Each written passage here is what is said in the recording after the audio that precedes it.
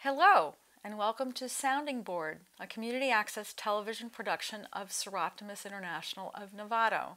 My name is Madeline Peters. My guest today is Edie Urteaga, and she's going to talk about diabetes type 2 self-management. But first, a little bit about Soroptimist. It's an international organization whose mission it is to advance the status of women and girls, locally and internationally.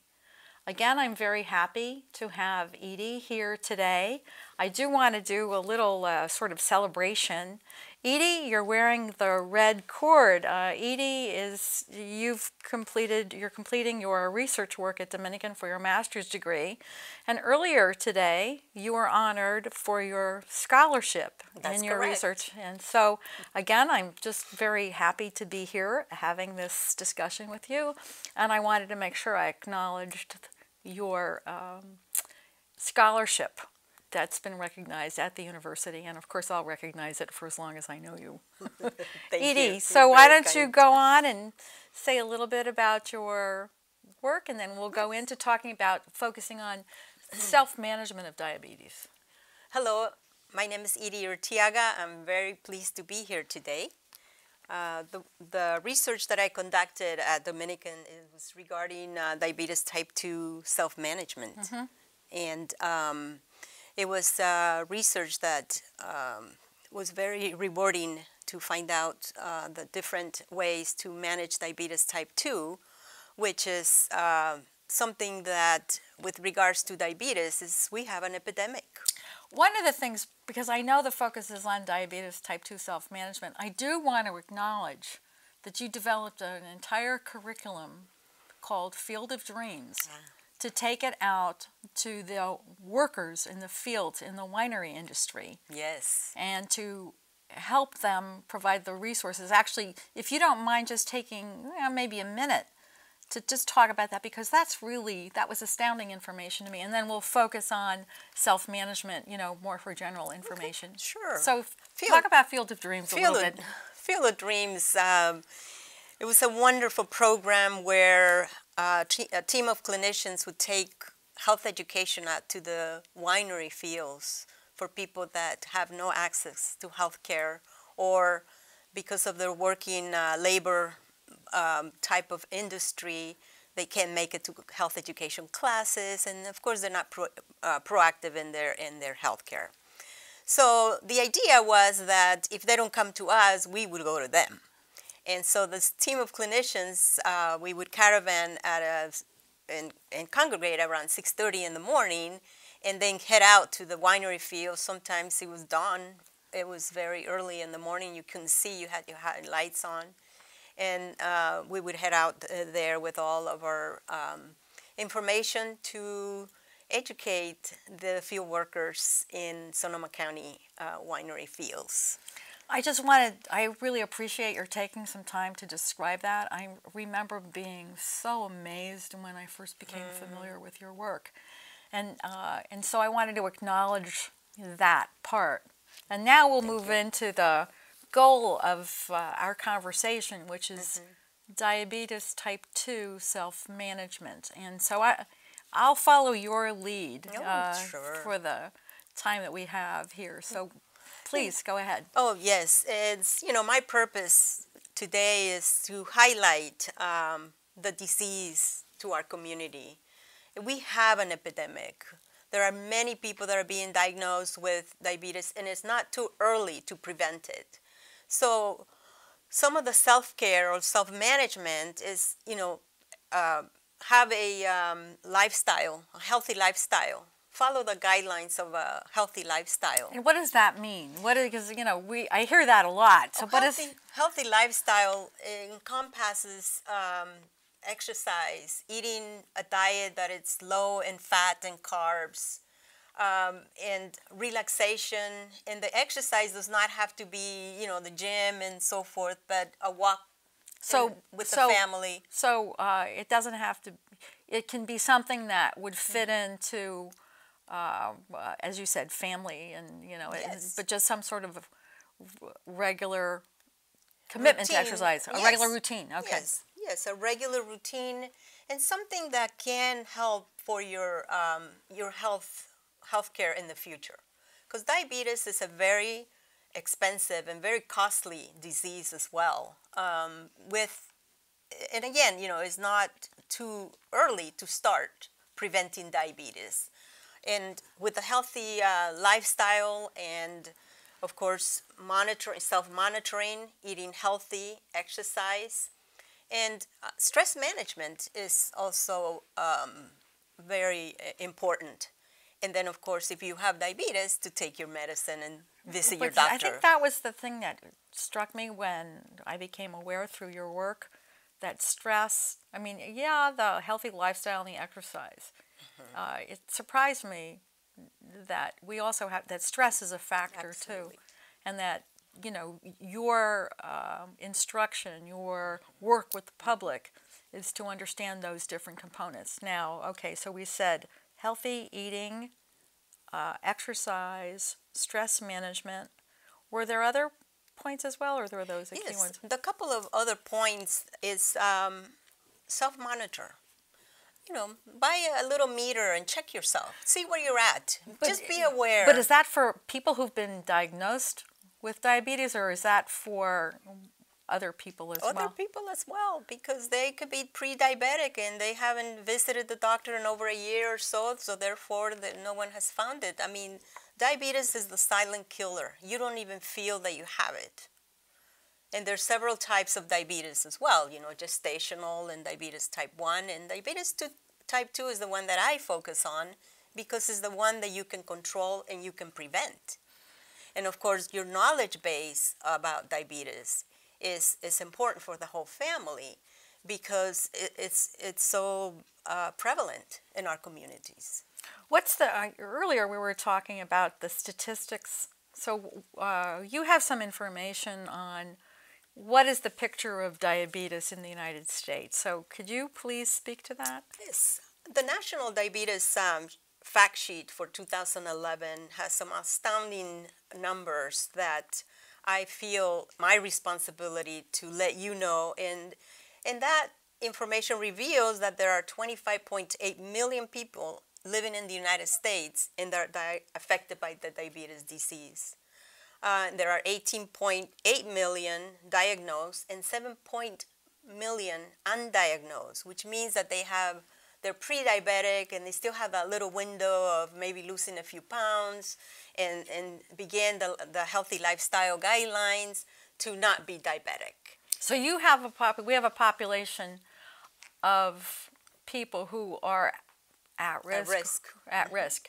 And with diabetes type 2, it is preventable, but that whole self-monitoring idea is something that the U.S. population, probably the world's population, needs to be aware of. Correct. Can you talk a little bit more about what you mean by self-monitoring? What does that look like, or what is that? Self-monitoring is, if you're interested in, say, for example, taking a health education class. I mean, there's health education classes free. They're available in the community. Just be informed about the risks and complications of diabetes and start taking an active role in your leadership for you and your family to prevent this disease. The self-monitoring is you prick your little finger and have a meter and you measure how much your levels are. Mm-hmm. And so certain foods will make that number elevate and so forth. And so you need to be aware, and our population, our community needs to be aware of those numbers. You've said something else that intrigued me too. You talked about the other implications, or the implications of diabetes. Okay, what are the implications? What happens when people don't treat? Yes. Or don't self-monitor? Yes. Why don't I?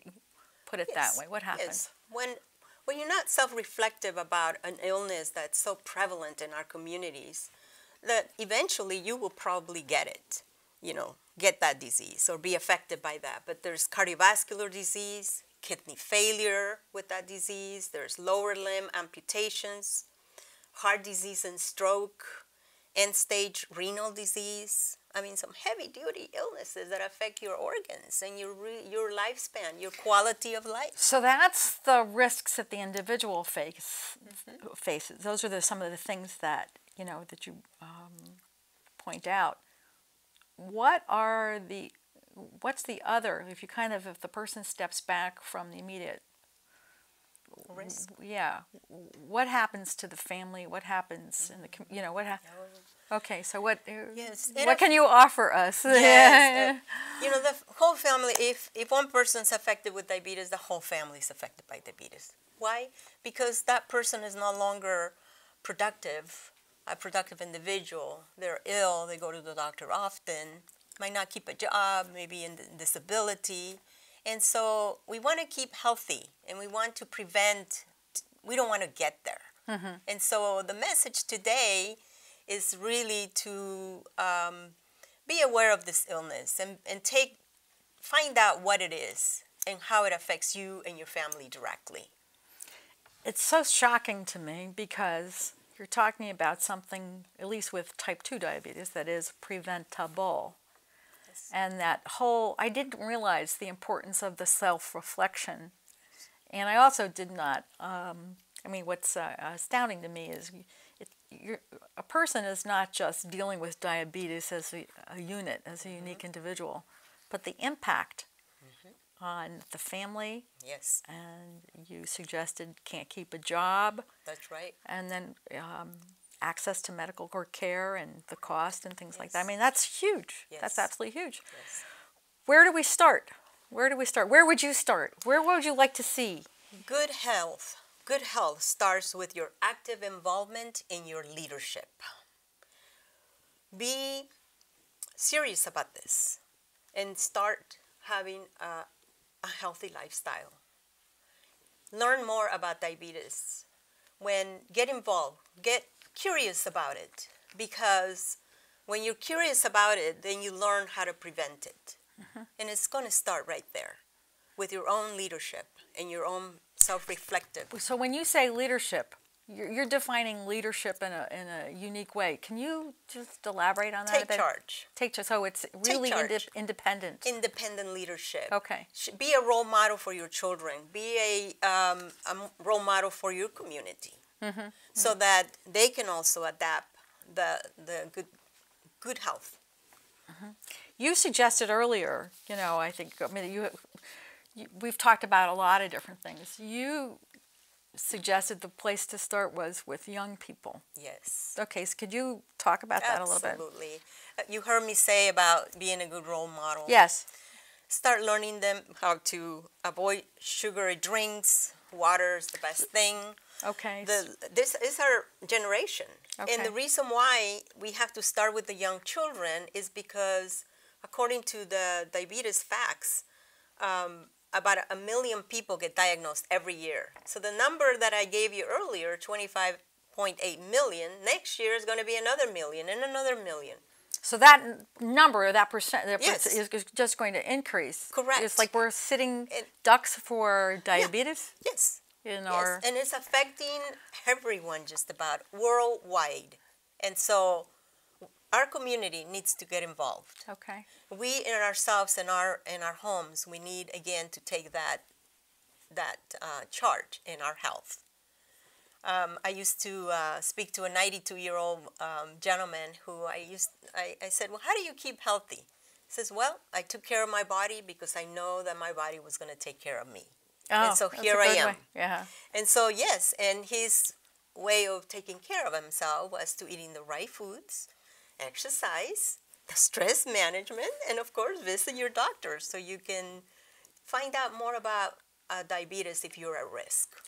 You were talking about, I'm going back to this, the self-management, and in talking with you earlier, it was because I think someone becomes aware, they go to the experts, they get this information, but you were talking about, being lectured, essentially implying to me, being lectured to it is not going to work. Nope.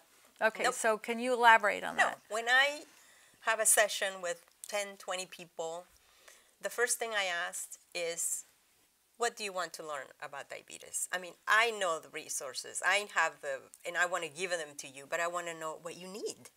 It's more of a person-centered approach where you will take more of a leadership again, and I use that word because then you're going to be more involved with your own care if what I'm telling you is what you need. And that's a whole different... Does that make sense? Yeah, no, it does, but it's like it's a different switch for me. Yes. It's like, I feel as though we go to the experts, we go to the research, we look at, Right. But that may not necessarily translate into good practice. Exactly. Is that correct? Exactly, because basically the patient or the person that is affected with diabetes is really the expert because they're in those living shoes. with it. They're Yeah. living with it, and so me as a educator, I'm not going to say do this, and that, when clearly they're not going to be able to. And so the way that I will pose the question would be, what would you like to know? How are you doing with this? And tell me more. And so in that kind of approach, as you and I are speaking right now, it's more of a person-centered so approach. That's when you were talking about leadership, Yes. becoming a leader. It's not a leader coming in. No. It's the individual becoming the leader Correct. of her own lifestyle and awareness and health. Exactly.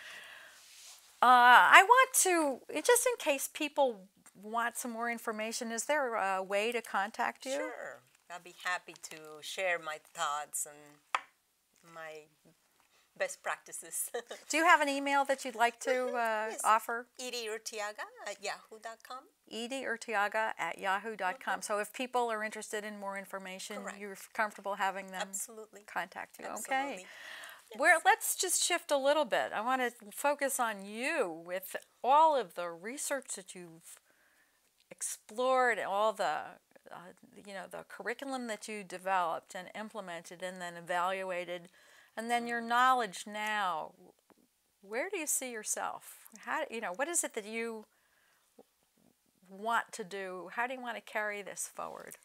Well, first of all, before I take the next step, I want to just thank the Creator and thank everyone for the opportunity that I have received to learn more.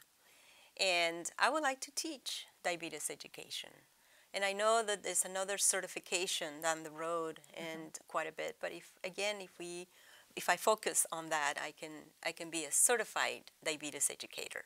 Right now, I'm a volunteer, and I can work, with maybe a nurse or and help out with our diabetes classes. However, down the road, I will be a certified diabetes educator. Okay, so you continue. It's like, because I feel as though you have a tremendous amount of Yes. knowledge and insight and hard work. I know the hard work that's involved in this.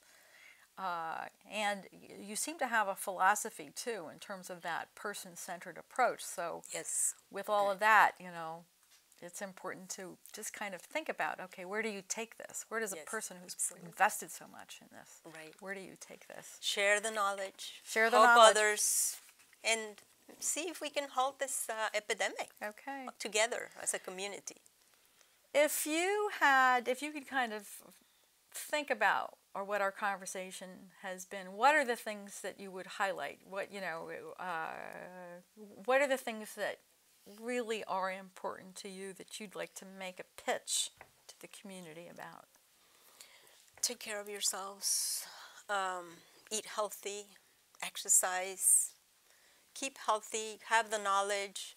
Your doctors are your guides, but after all, you're the one that's going to make that difference. And then you can teach others. So if I can just ask you the favor, if you see someone abusing their health, and by that I mean drinking sodas or drinking, cookies or eating cookies instead of an apple, or make, those changes, those choices in our lives are very important.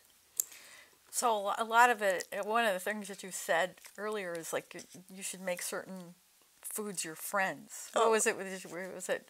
Oh, it must be fruits and vegetables. Oh, it must be fruits and vegetables. Make fruits and vegetables. Say yes. Say yes to fruits and vegetables. Just do it. Say yes to fruits and vegetables. I think that's what I said. Oh my goodness. Just to kind of go back over, because you've given me this fact sheet, and Yes. if we could look at the risk complications of diabetes, and you have certain things that actually very surprised me. I think, yeah, they are. You've identified them. Could you please just reiterate what the impact of type 2 diabetes is? Diabetes is the number one cause of blindness. Can you imagine that? That's shocking. The number one cause of non-trauma amputations. So amputation. So you get accidents or disease or whatever, but diabetes, kidneys is the number one cause of non-trauma amputations. Limb amputations. Limb amputations. Okay. Lower limb. Okay. Lower and, limb. And the number one cause of kidney disease. Kidney disease. Imagine that.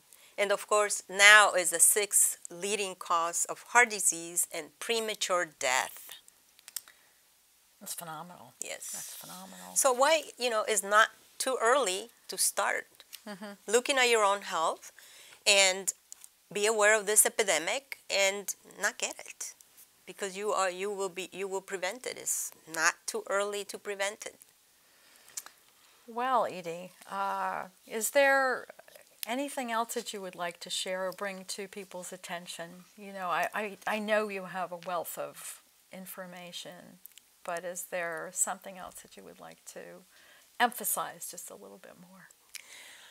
The family dynamics, it's important.